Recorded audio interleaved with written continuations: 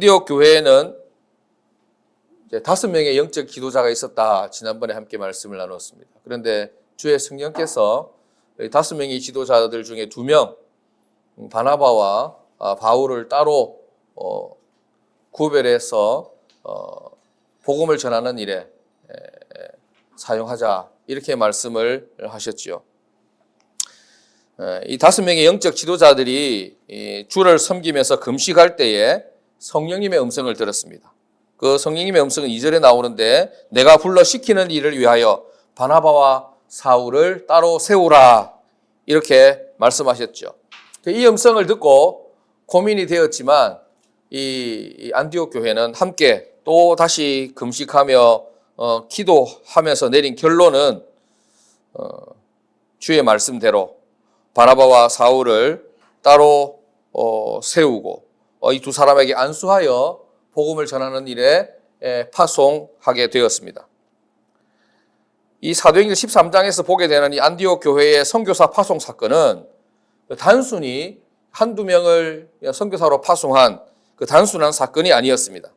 이것은 사도행전에서 아주 절정을 이루는 사건이고 영적으로 볼 때 아주 큰 의미를 가지는 사건이라고 할 수 있습니다. 예루살렘 교회가 성령을 받아 안디옥 교회를 낳았고, 그 안디옥 교회가 선교사로를 파송하는 것이 바로 이 사도행전 전체 성경의 핵심 구조라 할 수 있습니다. 그리고 이것은 사도행전에만 나타나고 사라졌던 그런 내용이 아니라 지구상에 존재하는 모든 건강하고 건전한 교회의 기본 구조가 되어야 한다는 사실입니다. 왜냐하면 이것이 바로 교회의 본질이기 때문이죠. 사도행전 1장 8절에 예수님께서 부활하신 예수님이 하늘나라로 가시면서 둘러선 제자들에게 이렇게 말씀하셨죠. 성령이 너희에게 임하시면 너희가 권능을 받고 예루살렘과 유대와 사마리아와 땅끝까지 복음의 증인이 되라. 이 말씀에 기초해서 주님의 모든 교회들은 예루살렘부터 시작해서 유대로 나아가야 되고, 또 넘어서 사마리아 땅으로, 그리고 땅끝까지 전진해 가야 되는 것이죠. 우리가 살펴본 대로 예루살렘 교회는 그 말씀을 받았음에도 불구하고 예루살렘 교회가 부흥하고 성장해 갈 때 이 예수님의 이 말씀을 잊었죠. 그래서 예루살렘 넘어 유대와 사마리아 땅으로 나아가지 않으려고 했습니다. 그러니까 어떤 일이 일어났습니까? 핍박이 일어났습니다. 핍박을 피해서 그들은 도망가듯이 복음 증거자의 삶을 살 수밖에 없었고, 그 핍박을 통해서 사마리아 땅까지, 갈릴리 땅까지 복음이 전해지게 되는 그런 일들이 일어난 것을 볼 때 주님의 의지는 매우 강력하다, 매우 확고하다. 그냥 반대에 부딪히면 무너지는 그런 주님의 의지, 뜻이 아니다. 예루살렘 교회가 성장하고 세워지는 데는 이유가 있는데, 그 이유가 무엇입니까? 유대 땅까지 나아가게 하기 위해서, 그리고 사마리아까지 나아가게 하기 위해서, 그리고 땅끝까지 나아가게 하기 위한 것이 우리 주님의 크신 뜻이다. 그 뜻에 비추어 볼 때 안디옥 교회로서 안디옥 교회가 잘 세워지고 잘 뿌리 내리고 성장해 가는 것이 주님의 완전한 목표는 아니었다. 안디옥 교회가 세워지면 또 안디옥 교회를 통해서 또 다른 복음이, 주님의 복음이 전해지게 하는 것이 주의 뜻이라는 것이죠. 지금 한국 교회가 이 세상으로부터 별 인기 없고 손가락질 받고 까십거리가 되고 비방거리가 되는 그 이유가 바로 이 사도행전에 나타난 이런 주님께서 원하셨던 교회의 기본적인 구조, 본질을 따르지 않았기 때문이라고 할 수 있습니다. 그냥 모으는 데 힘쓴다는 거죠. 사람 모으고 돈 모으고 땅 모으고 건물 크게 짓고 이 부분에만 관심을 가지고 있기 때문에 세상 사람들의 예수님을 알지 못하는 사람들의 눈에 비칠 때도 그렇게 썩 좋은 모습이 아니라는 것입니다. 건강한 모습이 아니라는 것이죠. 안디옥 교회는 주의 말씀을 쫓아 고민도 되고 염려도 되었지만 바나바와 바울을 따로 세워서 선교사로 파송했습니다. 오늘 말씀은 이 바나바와 바울이 그브로를 지나 비시디아 안디옥이라는 곳에서 전도 활동을 하는 복음 사역을 하는 그 말씀에 대한 내용입니다. 오늘 말씀을 통해서 우리에게 주시는 하나님의 첫 번째 메시지는 바나바와 바울의 리더십에 관한 내용입니다. 13절 말씀을 보면 바울과 및 동행하는 사람들이 이렇게 시작을 하고 있습니다. 여기서부터 좀 우리는 봐도 잘 모르는 내용인데 그 앞부분까지는 바나바의 이름이 항상 먼저 나왔습니다. 성경에는 좀 순서가 좀 중요합니다. 성경 내용 기록할 때 우리가 그냥 대충 뭐 메모하듯이 그렇게 쓴 내용이 아니고 성령의 감동하심을 입은 하나님의 말씀이기 때문에 사람 저자는 그냥 이렇게 감동하심대로 적었을지 모르지만 하나님께서는 굉장한 세밀하게 또 계획을 가지고 기록하셨거든요. 그 앞에는 바나바와 바울 이렇게 나왔는데 여기서부터는 이제 바울의 이름이 먼저 등장하기 시작합니다. 바울이 중심 인물이라는 사실을 우리에게 알려주고 있는 것이죠. 사실 바나바가 먼저 예수님을 믿은 사람입니다. 바나바가 바울을 도와주었습니다. 바울의 그전 이름 사울이 예수님을 처음 믿었을 때 믿음의 공동체, 예수님의 제자들에게 그를 데려가서 소개해 준 사람이 바로 바나바였습니다. 이 바나바가 자기가 보증을 서줬단 말이죠. 그리고 이 예수님을 믿는 교회 공동체에 바울이 인정을 받고 자리를 잡을 수 있도록 중요한 역할을 해준 사람이 바로 바나바였습니다. 연륜으로 보나 신앙적으로 보나 성숙한 인격과 인품을 가진 사람이었습니다. 정말 좋은 지도자였습니다. 그러나 이제 바울과 함께 선교 사역을 하면서 전도 여행이 시작되면서 그 위치가 바뀌었습니다. 바울이 이 선교 여행을 이끄는 중심인물, 주체가 된 것입니다. 설교도 언제나 바나바가 한 것이 아니라 바울이 하게 됩니다. 선교의 모든 일정과 여행 계획도 바울이 주도하고 결정해 나갑니다. 바나바와 바울, 이 바울과 바나바를 통해서 우리는 오늘 두 종류의 리더십을 보게 됩니다. 바울의 리더십과 바나바의 리더십입니다. 교회에는 이 두 가지 리더십이 항상 존재합니다. 아니, 어떻게 보면 교회뿐만 아니라 모든 우리 인간의 어떤 조직, 관계, 모임 중에는 다 이 두 종류의 리더십이 있는 것 같습니다. 첫째는 바울과 같이 일을 만드는 사람, 비전을 세워가는 사람, 사역을 그리고 역사를 끌고 가는 사람이 있습니다. 그들은 지도자적인 형태의 리더십을 갖춘 사람입니다. 모든 것을 아이디어를 내고 또 그것을 조직해 가고 또 선두에 서서 나를 따르라 그렇게 하면서 일을 끌고 가는 사람입니다. 둘째는 바나바와 같이 설교를 하지는 않지만 비전을 세우지는 않지만 사람을 끌고 나가는 것은 아니지만 누가 그렇게 깃발을 들고 나아갈 때 뒤에서 말없이 섬겨주고 도와주는 형태의 리더십을 가진 사람입니다. 이들을 협력자라고 합니다. 조력자라고 합니다. 내조자의 모습을 가지고 있다라고 표현할 수 있습니다. 바나바는 눈에 띄지 않는 사람이었습니다. 언제나 뒤에 숨듯이 감추어진 자리에서 일들을 섬기고 마무리해주는 사람이었습니다. 교회는 이런 두 가지 형태의 리더십이 모두 필요합니다. 어떤 사람은 앞에 나가서 설교를 하고 찬양 인도를 하고 또 어떤 일들을 계획하고 기획하고 조직하고 이끌어갑니다. 그러나 그런 사람만 있다고 해서 교회가 세워지거나 또 사역이 잘 돌아가는 것은 아닙니다. 보이지 않는 곳에서 일을 점검하고 또 마무리해주고 정리하고 돕고 협력하고 내주해주는 없어서는 안 될 그런 리더십이 꼭 필요한 줄로 믿습니다. 이 두 가지 형태의 리더십이 조화를 이루어야 합니다.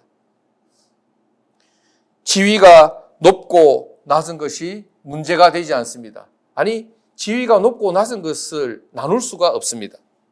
더 중요하고 덜 중요한 일이라 구분 지을 수도 없습니다. 각자의 은사와 분량에 따라 자신의 자리를 지키면서 주어진 일들을 감당할 때 하나님의 교회는 아름다워지고 더 풍성해지고 사랑이 생기고 든든하게 서가게 될 줄로 믿습니다. 구약에도 이와 비슷한 관계가 있습니다. 바로 여호수아와 갈렙이라는 사람의 아름다운 관계입니다. 이들은 둘 다 모세의 지도적 아래에서 40여 년 동안 훈련되고 양육되었습니다. 여호수아와 갈렙은 모세라는 걸출한 위대한 지도자의 영향력 아래서 그들 각자에게 맡겨진 은사대로 맡겨진 일들을 잘 감당해 나갔습니다. 이제 때가 되어 모세가 하나님의 부름을 받고 하나님 품에 안기게 되었습니다. 이때 모세는 하나님의 말씀대로 그의 리더십을 여호수아와 갈렙 둘 중 한 명에게 넘겨주어야 했습니다. 우리는 잘 모르지만 이스라엘 백성들 전체에 있어서도 얼마나 관심거리였습니까? 지금 우리가 선거를 하고 있는데 누가 될까? 유력한 두 사람 중에 누가 될까? 여호수아가 될까? 갈렙이 될까? 아마 적지 않게 파가 갈려졌을 수도 있었을 것입니다. 그러나 결국 하나님의 뜻대로 여호수아에게 모세의 리더십이 승계되었습니다. 여호수아와 함께 모세를 섬길 때는 여호수아든 갈렙이든 서로 갈등이 없었고 아무런 문제가 되지 않았을 것입니다. 그냥 주어지는 메시지대로 순종하고 섬기면 되었기 때문에 그렇죠. 그런데 이제 갈등의 소지가 생겼습니다. 모세는 자신의 차원과 다른 사람이었기 때문에 모세의 명령만 받기에는 아무런 문제가 되지 않았는데 이제 누구 한 명이 여호수아와 갈렙 중에 한 명이 지도자가 되면 나머지 한 명은 팔로워가 돼야 되는데 그 한 명의 함께 있던 동료가 자기 지도자가 되었을 때 얼마나 그전처럼 모세를 섬길 때처럼 잘 섬기고 문제가 되지 않도록 좋은 관계를 유지할 수 있겠는가 하는 것이겠죠. 동료로 같이 일하던 사람이었잖아요. 그런 여호수아가 이제 갈렙의 지도자가 된다고 하니 마음이 힘들 수도 있지 않았겠습니까? 아니 본인은 괜찮아도 주위에서 계속 부추겨가지고 그래가 되겠나? 네가 여호수아보다 못한 게 뭐가 있는데 막 그렇게 되면 문제가 생길 수도 있고 어려움이 생길 수도 있었겠죠. 결론은 어떻습니까? 우리가 성경을 보면 모세오경 그리고 그 이어서 여호수아서를 보게 되면 전혀 문제가 되지 않았죠. 갈렙이 전면에 나서는 일은 그 이후로 결코 나타나지 않았습니다. 죽은 것이 아니라 숨어 지내는 것이지요. 숨은 듯 뒤에서 그림자처럼 여호수아를 섬기는 것을 볼 수 있습니다. 언제나 여호수아가 전면에 나서서 이스라엘을 지휘합니다. 그러나 사실 여호수아 뒤에는 언제나 갈렙이 든든히 뒤받치고 있었습니다. 어쩌면 갈렙이 있었기 때문에 갈렙이 건강하게 그리고 겸손하게 여호수아의 든든한 편이 되어 주었기 때문에 여호수아가 지도력을 잘 발휘할 수 있었는지도 모릅니다.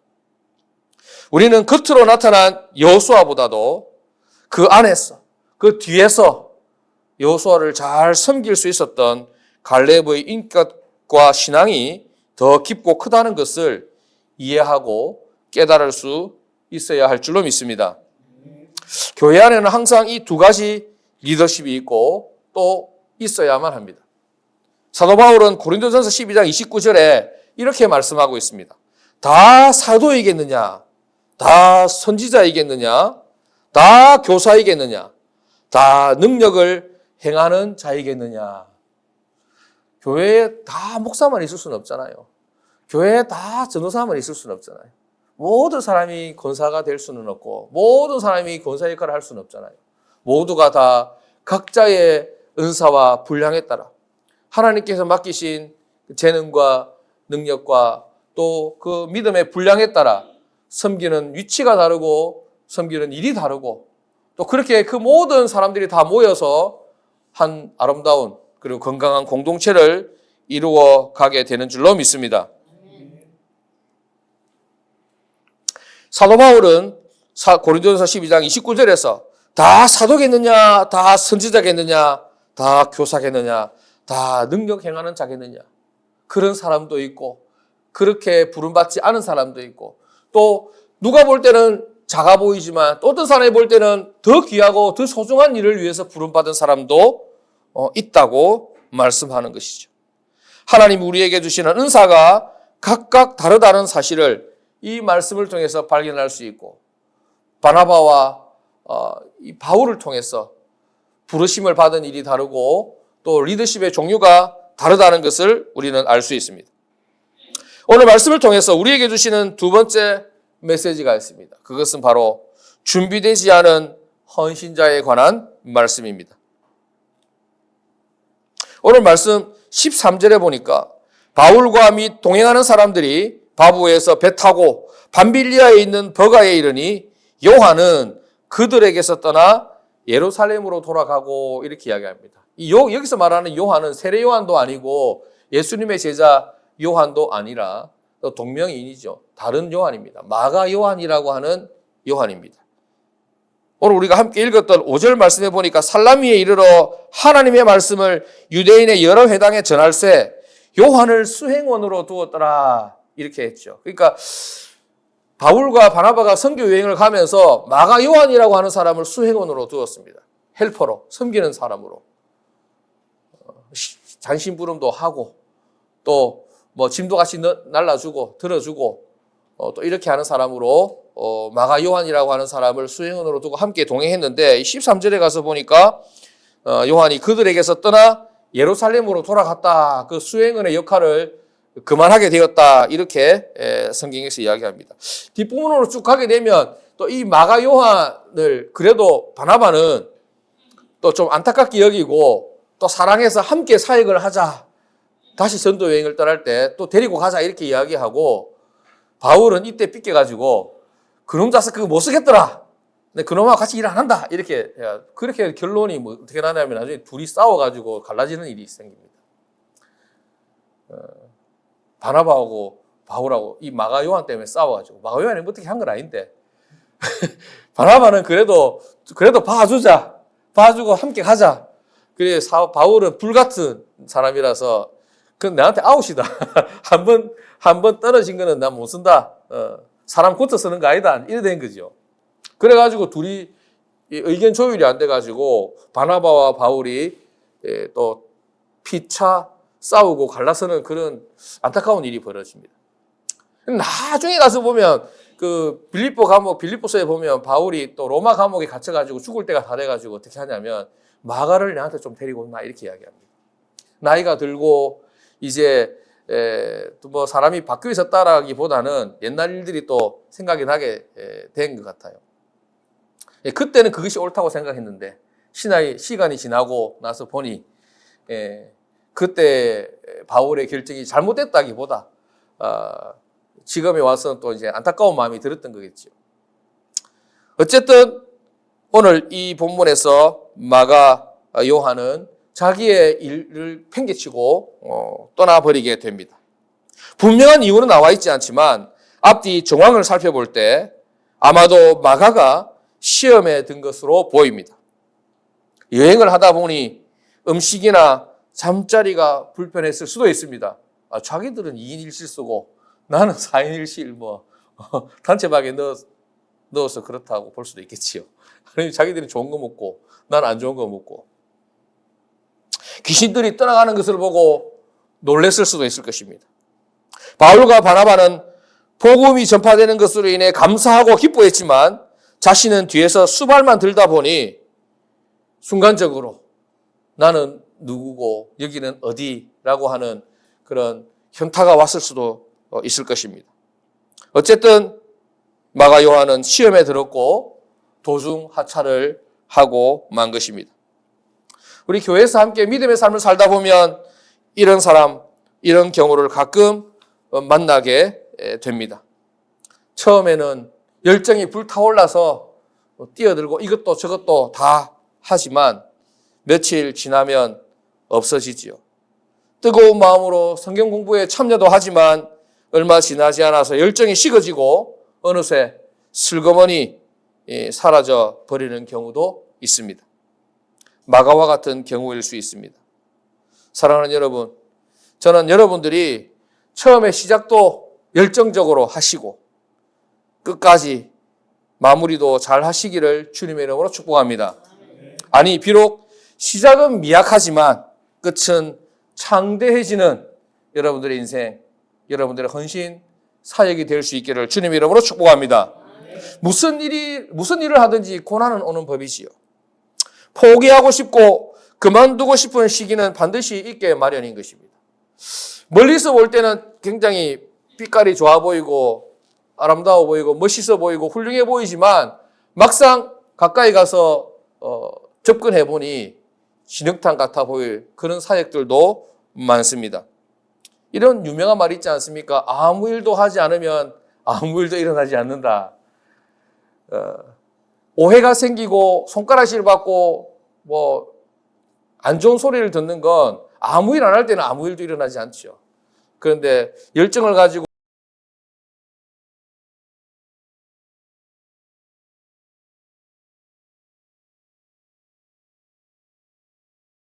하죠, 그것이. 내가 뭔가 마음먹고 또 좀 열정을 불태우려고 하면 항상 그런 걸림돌이 생기게 됩니다. 그게 조금만 인터벌을 두고 조금만 시간을 인내하고 기다리면 그거 다 지나가는데 그걸 이제 못 참아가지고 이제 냄비 끓듯이 팍 끓여버리고 그렇게 되면 이제 산통이 다 깨지는 것이죠. 항상 시험은 누구에게나 있습니다. 모든 사람들이 우리를 항상 천사로 대접하지는 않는 것이죠.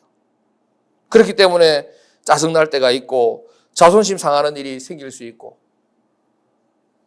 받아도 되지 않는 오해를 받을 때도 있습니다.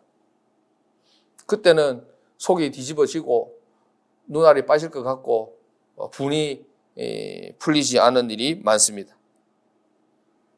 그렇더라도 사랑하는 여러분, 오늘 본문에 있는 마가 요한처럼 그만두는 일이 없기를 주님의 이름으로 부탁을 드립니다.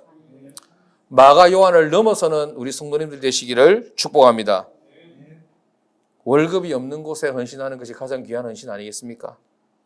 받는 만큼 일하는 거는 누구나 다 할 수 있잖아요. 그죠?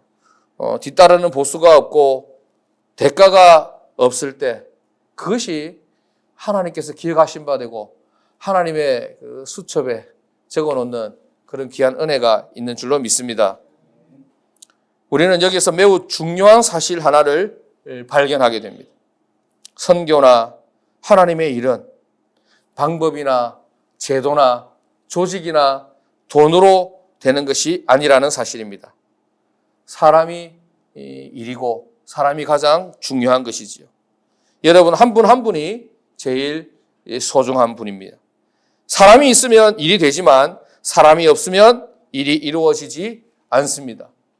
바울과 바나바가 파송되었기 때문에 선교의 첫걸음이 떼지게 되었고 놀라운 선교의 사역들이 시작이 되었습니다.